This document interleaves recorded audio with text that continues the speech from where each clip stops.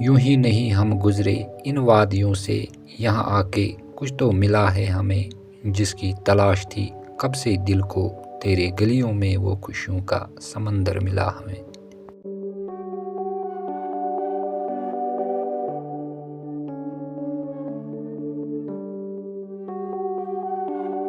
پیر کی گلی، ایک ایسا نام جس کے دامن میں صدیوں کی تاریخ بسی ہوئی ہے۔ مغل دور کی یہ سرائے جس کی یاد آج بھی ان فضاؤں میں اس طرح زندہ ہے جیسے گزرے زمانوں کے قافلوں کی آہٹ اب بھی ہواؤں کے ساتھ سنائی دے رہی ہو۔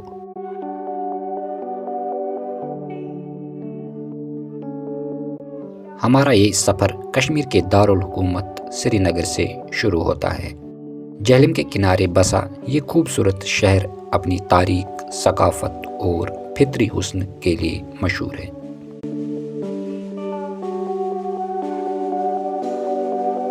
سری نگر کی دلکش وادیوں سے نکل کر ہم پیر کی گلی کی جانب روانہ ہوئے۔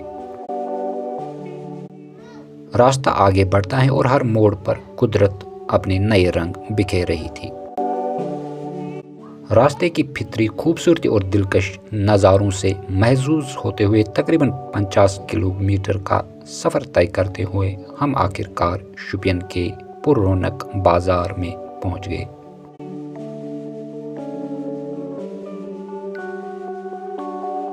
قصبے میں داخل ہوتے ہی ہیرپورہ جانے والے راستے پر شوپین کی ایک نہایت خوبصورت اور تواریخی جامع مسجد واقع ہے۔ یہ شاندار مسجد تقریباً 1940 کے آس پاس تعمیر کی گئی تھی اور اسے کشمیر کی دوسری بڑی جامع مسجد کے طور پر جانا جاتا ہے، جبکہ کشمیر کی سب سے بڑی جامع مسجد سری نگر میں واقع ہے۔ کہا جاتا ہے کہ شوپین کی اس عظیم جامع مسجد کی تعمیر مشہور استاد حبیب اللہ نے کی تھی، جو سری نگر کے رہنے والے تھے۔ اپنی خوبصورت تعمیر اور تاریخی اہمیت کی وجہ سے یہ مسجد آج بھی شوپین کی پہچان اور فخر کی علامت سمجھی جاتی ہے۔ اپنے سفر کو پھر سے شروع کرتے ہوئے ہم پیر کی گلی کی طرف روانہ ہوئے، جہاں قدرت اپنے اصل حسن کے ساتھ نظر آتی ہے۔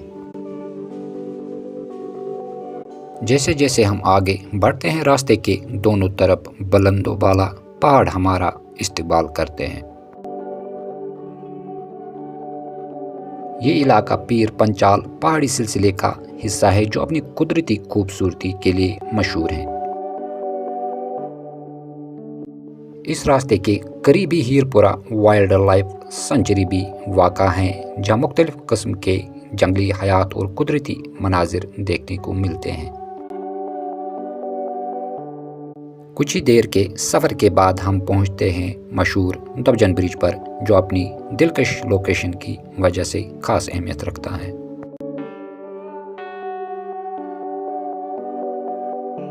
اس برج کے نیچے سے رامبی آرا نالا بہتا ہے، جو پہاڑوں سے نکل کر اس پورے علاقے کو سیراب کرتا ہے اور آگے جا کر دریائے جہلم کے نظام میں شامل ہو جاتا ہے۔ یہاں کا منظر نہایت دلکش ہے، ایک طرف سرسبز پہاڑ، نیچے گہری وادی اور تیزی سے بہتا ہوا صاف پانی، جو اس جگہ کو ایک جنت نظیر منظر میں بدل دیتا ہے۔ دبجن برج اور اس کے آس پاس کا یہ علاقہ قدرت کی ایک شاندار تخلیق ہے جو ہر دیکھنے والے کو اپنا دیوانہ بنا لیتا ہے۔ دبجن برج کو پیچھے چھوڑتے ہوئے ہم نے پیر کی گلی کی طرف اپنا سفر جاری رکھا۔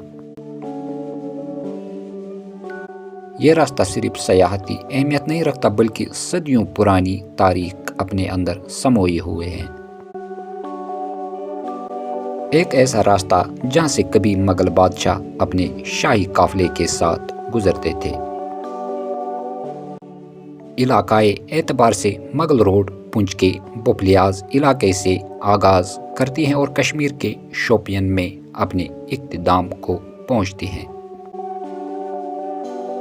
تقریباً 84 کلومیٹر لمبی یہ شاہراہ پیر پنچال کے بلند پہاڑی سلسلے کو چیرتے ہوئے گزرتی ہے۔ یہ راستہ کشمیر، پونچھ اور راجوری کے درمیان رابطے کا ایک اہم ذریعہ ہے جو ان خطوں کو ایک دوسرے سے جوڑتا ہے۔ اس راستے پر آگے بڑھتے ہوئے ہماری نظر نیچے وادی میں واقع ایک سرائے پر پڑی جو سڑک سے کافی نیچے ہونے کی وجہ سے چھوٹی سی دکھائی دے رہی تھی اور ہمارے قدم بے اختیار رک گئے۔ اس سرائے تک پہنچنے کے لیے نیچے کی طرف اترنا پڑتا ہے اور ہمارے کچھ ساتھی اس مختصر سے سفر کو برداشت نہ کر سکے، اس لیے وہ اوپر راستے پر بیٹھ کر ہمارا انتظار کرتے رہے، جبکہ باقی ساتھی ہمارے ساتھ سرائے کی طرف آگے بڑھتے گئے۔ اس طرح اس چھوٹے سے سفر کو مکمل کرتے ہوئے ہم اس سرائے تک پہنچ گئے۔ یہ سرائے علی آباد کے نام سے جانی جاتی ہے جو مغل دور کی ایک یادگار اور تاریخی ورثہ ہے۔ کہا جاتا ہے کہ اس کی بنیاد مغل شہنشاہ اکبر کے دور میں رکھی گئی تھی، جبکہ بعد میں اسے شاہ جہاں کے دور میں اس کے گورنر علی مردان خان نے سنوارا، اس لیے شاہ جہاں نے انہی کے نام پر اس کا نام رکھا علی آباد سرائی۔ اس کی تعمیر کا انداز آج بھی دیکھنے والوں کو حیرت میں ڈال دیتا ہے، کیونکہ اس میں مغل فن تعمیر کی وہ جھلک موجود ہیں جو صدیوں گزرنے کے باوجود مدھم نہیں پڑی۔ مضبوط پتھر، خوبصورت نقش و نگار اور پہاڑی خطے کے مطابق بنایا گیا اس کا ڈھانچہ آج بھی تاریخ کی گواہی دیتا ہے۔ یہ وہی راہ تھی جہاں کبھی مغل قافلے اترتے تھے اور سفر کی تھکن کو مٹی کی آغوش میں بلا دیتے تھے۔ خالی کمرے، خاموش دیواریں آج بھی جیسے ماضی کے قصے سناتی ہیں اور ہوا کے جھونکے مغل دور کی سرگوشیوں کو زندہ کر دیتے ہیں۔ یہاں ہر پتھر میں تاریخ سانس لیتی ہوئی محسوس ہوتی ہے اور ہر منظر دل میں پرانی یادوں کی ایک انجانی سی روشنی جگا دیتا ہے۔ دوبارہ اسی روڈ پر سفر کرتے ہوئے ہم پیر کی گلی کی طرف روانہ ہوئے۔ پہاڑوں کے دامن میں بلکھاتی ہوئی سڑک آگے بڑھ رہی تھی کہ اچانک گاڑی کی رفتار کم ہونے لگی۔ ہم نیچے اترے تو معلوم ہوا کہ گاڑی کے ٹائر میں پنچر تھا۔ کچھ دیر رک کے ہم نے گاڑی کو سائڈ میں رکھا اور ٹائر کو چینج کیا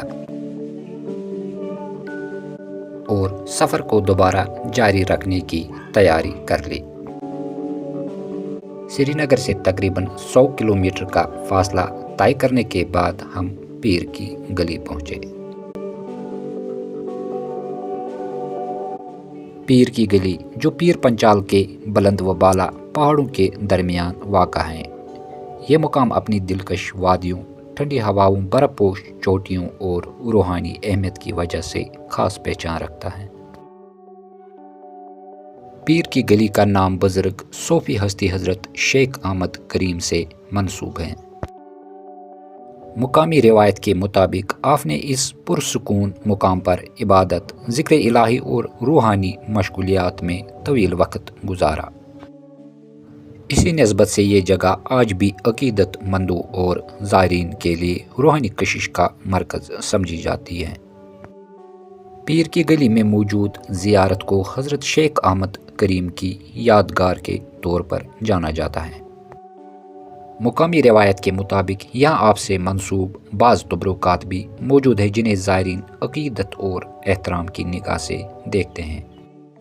یہ مقام بزرگ کی روحانی نسبت اور برکت کی علامت سمجھا جاتا ہے۔ یہ مقدس زیارت حضرت شیخ احمد کریم کا مزار نہیں بلکہ ان کی عبادت اور ذکر الہی کی جگہ سمجھی جاتی ہے۔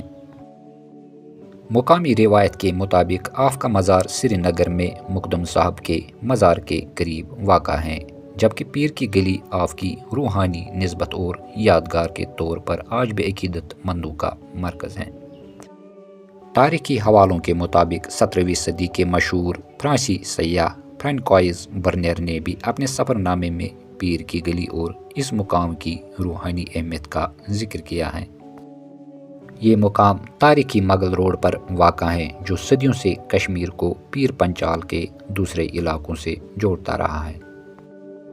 آج بھی ہزاروں سیاح اور زائرین یہاں آ کر فطرت کے حسن اور روحانیت کے سکون سے لطف اندوز ہوتے ہیں۔ ہمارا یہ خوبصورت سفر یہیں اختتام پذیر ہوتا ہے۔ انشاءاللہ اگلے سفر میں پھر آپ سے ملاقات ہوگی۔ تب تک کے لیے اجازت اور جانے سے پہلے چینل کو سبسکرائب کرنا نہ بھولے۔ اللہ حافظ۔